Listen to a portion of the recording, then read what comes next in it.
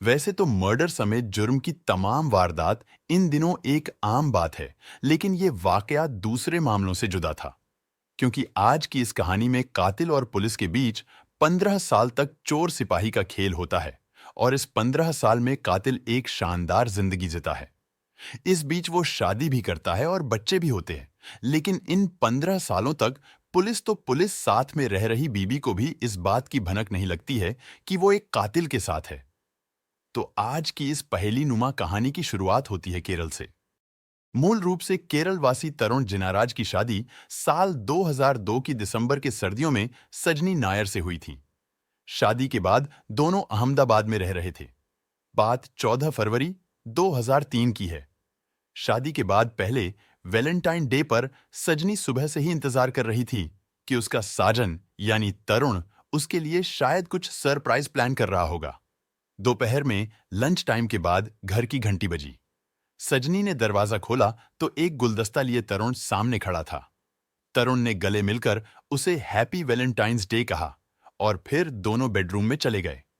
अब थोड़ी देर दोनों ने बातचीत की, फिर शाम और रात का प्लान बनाया। इसके बाद तरुण कुछ देर के लिए कमरे से बाहर जाता है और सजनी बिस्तर ठीक करने में लग जाती है। तभी पीछे से तरुण आकर सजनी के ही एक दुपट्टे से उसका गला घोंटने लगता है। अब सजनी खुद को बचाने की कोशिश करती है, लेकिन उसके गले पर प्रेशर बढ़ता ही चला जाता है और 1.5-2 मिनट बाद ही तड़पती सजनी दम तोड़ देती है। अब सजनी की बॉडी को चेक करने के बाद तरुण उसे बिस्तर पर लेटा देता है। साथ ही घर के सारे सामान इधर उधर बिखेर देता है और कुछ देर बाद ठीक से तैयार होकर अपने भाई अरुण के घर जाता है। देर शाम पहुंचे तरुण ने अरुण और उसकी बीवी को शाम को घर आने की दावत देता है और फिर ऑफिस जाने की बात कहकर वहां से चला जाता है। अब रात होते ही अरुण और उसकी बीवी उसके घर पहुंचते हैं। दरवाजे पर खड़े दोनों इंतजार ही कर रहे थे कि तभी तरुण वहां पहुंचता है और घंटी बजाता है। लेकिन काफी देर तक इंतजार करने के बाद भी दरवाजा नहीं खुलता है। इसके बाद तरुण अपनी चाबी से खोलता है। दरवाजा खुलते ही घर की हालत देखकर सभी हैरान थे। सारा सामान बिखरा पड़ा था। अब तरुण फौरन भीतर की तरफ दौड़ता है, उसके पीछे पीछे अरुण भी जाता है। इसके बाद सजनी की लाश बिस्तर पर पड़ा देख तरुण बेहोश होकर गिर जाने का नाटक करता है। अब इस बात की जानकारी पुलिस को दी जाती है। साथ ही सजनी के घरवाले को भी इन्फॉर्म किया जाता है और थोड़ी ही देर में पुलिस वहां पहुंचती है। साथ में डॉग स्क्वाड भी लेकर आते हैं। घर में लुटेरे आए थे, घर लूटा और सजनी का गला घोंटकर चले गए, ये कहकर तरुण दहाड़े मारकर रो रहा था। लेकिन खोजी कुत्ते ने जांच के दौरान बार बार तरुण की तरफ ही इशारा कर रहा था। तरुण को मन ही मन समझ आ गया था कि कुत्ते की वजह से वो फंस सकता है, इसलिए उसने फिर बेहोशी का नाटक किया। अब तरुण को अस्पताल में दाखिल करवाया गया और पुलिस ने भी 1-2 दिन बाद उसके ठीक होने पर उससे पूछताछ करने का फैसला किया। बस यही मौका था तरुण के लिए और इसी का फायदा उठाकर तरुण अस्पताल से भागकर सीधे रेलवे स्टेशन पहुंचता है। अहमदाबाद से उसने सूरत की ट्रेन पकड़ी। सूरत पहुंचने के बाद तरुण ने अपनी गर्लफ्रेंड जया को फोन कर सजनी के मर्डर के बारे में बताता है। साथ ही शादी करने का बात भी करता है। लेकिन इस पर जया कहती है, मैं एक कातिल से शादी नहीं कर सकती और आज के बाद फोन भी मत करना, क्योंकि मैं किसी कातिल से कोई भी रिश्ता नहीं रखना चाहती। अब तरुण की समझ में कुछ नहीं आ रहा था। उसने तो जया को पाने के लिए ही ये सब कुछ किया था और अब जया ही उसे छोड़ रही थी। तरुण 1-2 बार और उसे समझाने की कोशिश करता है, लेकिन इसका कोई फायदा नहीं होता है और जया ने कह दिया था कि वह एक शरीफ आदमी की बीवी होकर ही खुश रहेगी। उसे कातिल की न तो महबूबा बनना है और न ही बीवी। और इस तरह दोनों के रास्ते यहां से अलग होते हैं। अब तरुण के पास नए सिरे से जिंदगी शुरू करने का ही रास्ता बचा था। इसलिए जया को न पाने के दुख से जल्द ही तरुण उबरा और उसने तय किया कि पुलिस से बचने का रास्ता खोजकर वह दूसरी जिंदगी शुरू करेगा। इसके बाद तरुण अपने कॉलेज के दिनों का एक फ्रेंड प्रवीण भटेले के पास जाता है और उसे एक अपनी दुख भरी कहानी सुनाता है जो बिल्कुल बनावटी थी। लेकिन प्रवीण उसको कॉलेज के दिनों से जानता था, इसलिए उसके बात पर विश्वास कर उसे अपने साथ काम में रख लेता है।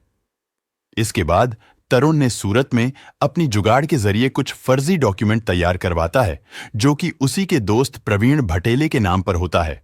सिर्फ उसमें फोटो तरुण का होता है। अब बड़े ताज्जुब की बात है कि इसी जुगाड़ वाले कागज के दम पर उसे एक अच्छी नौकरी भी मिल जाती है। इधर 5 साल में केस में कई मोड़ आ चुके थे।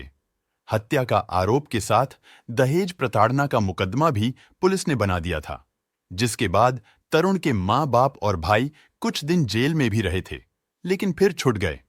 साथ ही तरुण के परिवार को हत्या के आरोप से भी मुक्त कर दिया गया था। अब तरुण का अपने परिवार के साथ कोई संपर्क नहीं था। इधर सजनी के माता पिता और बहन तरुण के ना मिलने से काफी निराश थे और इसलिए उस समय गुजरात के तत्कालीन मुख्यमंत्री श्री नरेंद्र मोदी से सहायता मांगने चीफ मिनिस्टर ऑफिस जाते हैं। तब मुख्यमंत्री कार्यालय से निर्देश मिलने के बाद पुलिस के लिए तरुण की तलाश तेज करना और भी ज्यादा जरूरी हो गया और इसके बाद पुलिस को ऑर्डर दिया गया कि आप लोग इस केस को सीरियसली ले।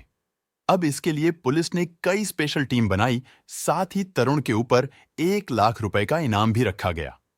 लेकिन तरुण की तलाश में 6 साल से ज्यादा समय हो चुका था, परंतु उसका कोई पता नहीं था। वहीं दूसरी तरफ तरुण कंपनी में अच्छी पोजीशन पर आ चुका था और तरुण पुणे शिफ्ट हो जाता है। पुणे में कंपनी में ही उसकी मुलाकात निशा से हुई और इस तरह तरुण की जिंदगी में दूसरे प्यार ने दस्तक दी।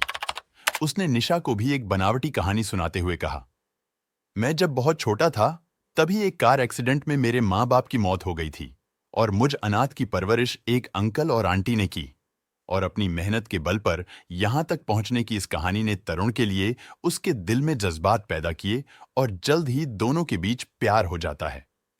फिर 2009 में ही दोनों ने शादी कर ली। पुणे और बेंगलुरु में नौकरी करते हुए तरुण के पास काफी पैसा जमा हो जाता है और उसी पैसे से बेंगलुरु में एक आलीशान फ्लैट खरीदता है। अब तरुण और निशा का जिंदगी पटरी पर थी और दोनों के 2 बच्चे होते हैं। इस बीच तरुण ने निशा को एक खास हिदायत ये दे रखी थी कि उसकी कोई तस्वीर किसी भी तरह सोशल मीडिया या इंटरनेट पर न डाली जाए। अब 2009 में शादी के बाद तरुण ने पहली बार अपनी मां अनम्मा से फोन पर बात करता है और उसे अपने जीवन के मोड़ के बारे में बताया और उसका हाल चाल लिया। दोनों ने अपने सुख दुख बांटे और मां की इच्छा पर तरुण ने एक बार मिलने का कार्यक्रम बनाया। तरुण की मां और पिता जिनाराज केरल में स्थित कुलदेवता के मंदिर पर पहुंचे। बहुत एहतियात के साथ तरुण वहां दोनों से मिलने पहुंचा। विस्तार से सबने बातचीत की, लेकिन इस मुलाकात के कुछ दिन बाद उसके पिता जिनाराज की मौत हो गई। तब तरुण ने अपनी मां को एक सीक्रेट मोबाइल और नंबर दिया जिस पर केवल उन दोनों की बातचीत हो सके। तरुण ने यह भी समझा दिया कि इस फोन और उससे बातचीत के बारे में किसी भी तरह किसी को पता नहीं चलना चाहिए।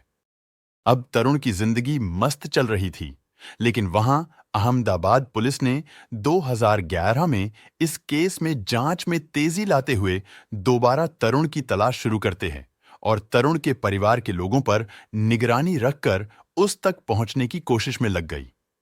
लेकिन पुलिस के हाथ कोई सुराग नहीं लगा, क्योंकि तरुण किसी के संपर्क में था ही नहीं, सिवाय गुपचुप ढंग से अपनी मां अनम्मा के। और एक जांच अफसर को अंदाजा भी हो जाता है कि अनम्मा से तरुण के बारे में कुछ सुराग मिल सकता है। इसलिए जांच अफसर ने अनम्मा के ही बिल्डिंग में एक सेल्समैन बनकर किराए पर रहना शुरू किया। इस बीच जांच अफसर ने देखा कि हर थोड़े दिनों में अनम्मा केरल जाती थी। अनम्मा एक महिला के साथ काफी करीब थी, इसलिए जांच अफसर उस महिला से जानने की कोशिश करता है तो वह सिर्फ यही बता सकी कि अनम्मा का बड़ा बेटा दक्षिण भारत में रहता है और छोटा बेटा अहमदाबाद में काम करता है, और इस तरह अनम्मा के ऊपर शक और गहराता चला जाता है। और इसलिए सालों तक यह जांच अफसर अनम्मा पर नजर रखता रहा और उसके मोबाइल फोन के कॉल्स को ट्रेस करता रहा। जांच टीम और भी पहलुओं पर नजर रखे रही, लेकिन अनम्मा के नंबर पर कभी तरुण का कॉल नहीं आया, क्योंकि जो नंबर जांच अफसर के हाथ लगा था वह अनम्मा का था, लेकिन तरुण से तो अनम्मा की बात सीक्रेट नंबर पर होती थी। तकरीबन 1 लाख कॉल्स ट्रेस कर लिए गए थे, लेकिन अनम्मा और तरुण के बीच संपर्क होने की बात साबित नहीं हो रही थी। सब ठीक चल रहा था और जांच टीम बुरी तरह परेशान हो चुकी थी कि इस केस में और कितना सिर खपाया जाए। तभी अचानक जांच टीम के लिए एक जादू हुआ। पिछले कुछ दिनों से तरुण के दिए सीक्रेट नंबर पर अनम्मा बात नहीं कर रही थी। तरुण बार बार फोन लगाकर परेशान हो चुका था, लेकिन किसी दिक्कत के कारण अनम्मा वह फोन नहीं उठा रही थी। तब परेशान होकर तरुण ने अनम्मा के पर्सनल नंबर पर फोन कर दिया। तरुण व अनम्मा को भनक नहीं थी कि पुलिस इस नंबर पर नजर रखे हुए है। बस यही चूक तरुण को भारी पड़ी। इस कॉल से तरुण का पता मिल गया, क्योंकि उसने बेंगलुरु स्थित ओरेकल कस्टमर केयर के लैंडलाइन नंबर से वो कॉल किया था। अब अहमदाबाद की क्राइम ब्रांच की टीम बेंगलुरु के लिए रवाना होती है। बेंगलुरु पहुंचने के बाद पुलिस की टीम वहां की लोकल पुलिस से संपर्क करती है और पूरा किस्सा बताने के बाद उस नंबर की पड़ताल करने को कहती है। बेंगलुरु पुलिस तब ओरेकल कस्टमर केयर में पड़ताल शुरू करती है। वहां काम करने वाले तमाम कर्मचारियों की जांच में पुलिस लग जाती है। मगर पुलिस को शुरू शुरू में बड़ी ही मायूसी होती है, क्योंकि कस्टमर केयर के कर्मचारियों की लिस्ट में कोई तरुण नाम का कर्मचारी नहीं होता है। लेकिन लिस्ट में प्रवीण भटेले का नाम देखकर पुलिस चौंक जाती है, क्योंकि पुलिस को तरुण की मां की कॉल लिस्ट में एक नाम दिखाई दिया था। वो था प्रवीण भटेले। और तरुण की मां एक और नंबर पर बात करती थी, जो प्रवीण की पत्नी निशा का था। तब पुलिस ने प्रवीण के साथ साथ निशा की कुंडली खंगालना शुरू कर देती है। तब पुलिस को प्रवीण भटेले और तरुण की मां के बीच की बातचीत का पूरा रिकॉर्ड निकाल लेती है। साथ ही प्रवीण की पत्नी निशा के साथ की बातचीत का भी रिकॉर्ड निकाल लेती है। हालांकि पुलिस को इन दोनों का कोई सोशल मीडिया अकाउंट नहीं मिलता है। तब पुलिस प्रवीण भटेले को ही तरुण मानकर अपनी तफ्तीश आगे बढ़ाती है और पुलिस की एक टीम अहमदाबाद पुलिस से तरुण का पूरा कच्चा चिट्ठा निकलवाती है। पुलिस को पता चलता है कि वॉलीबॉल मैच के दौरान तरुण की एक उंगली टूट गई थी और वो उंगली थी रिंग फिंगर। पुलिस के लिए यह जानकारी बेहद अहम थी, ताकि वो प्रवीण भटेले को जीरो डाउन करने के लिए अपनी तफ्तीश आगे बढ़ा सके। इस जानकारी को हाथ में लेकर अहमदाबाद क्राइम ब्रांच की टीम अगले ही रोज उस कस्टमर केयर के दफ्तर पहुंचती है, ताकि प्रवीण भटेले की उंगली टटोली जा सके। अब रात को 12 बजे वो प्रवीण को तरुण के तौर पर पहचान लेती है। साथ ही उंगली उनकी पहचान की तस्दीक कर देती है। अब पुलिस ये जरूर जानना चाहती थी कि आखिर इतना शातिर होने के बाद भी प्रवीण से लैंडलाइन वाली गलती कैसे हो गई। तो भला हो वो मोबाइल नेटवर्क का, जिसकी वजह से तरुण की अपनी मां से बात नहीं हो पा रही थी और उस दौरान उसकी मां की तबीयत बेहद खराब रहने लगी थी, जिसको लेकर वो काफी चिंतित भी था। लिहाजा तब उसने लैंडलाइन से बात की थी और यही उसकी पहली और शायद आखिरी गलती साबित हुई। और इस तरह पुलिस ने एक बार फिर साबित कर दिया कि कानून के हाथ बड़े भी होते हैं और ताकतवर भी। वो मुजरिम को पाताल से भी ढूंढकर निकाल लाते हैं। आज के लिए इतना ही। उम्मीद करता हूं आपको ये वीडियो पसंद आई होगी। अगर हमारी मेहनत से खुश हैं तो वीडियो को लाइक शेयर जरूर करें। मिलते हैं एक और क्राइम वीडियो के साथ। धन्यवाद।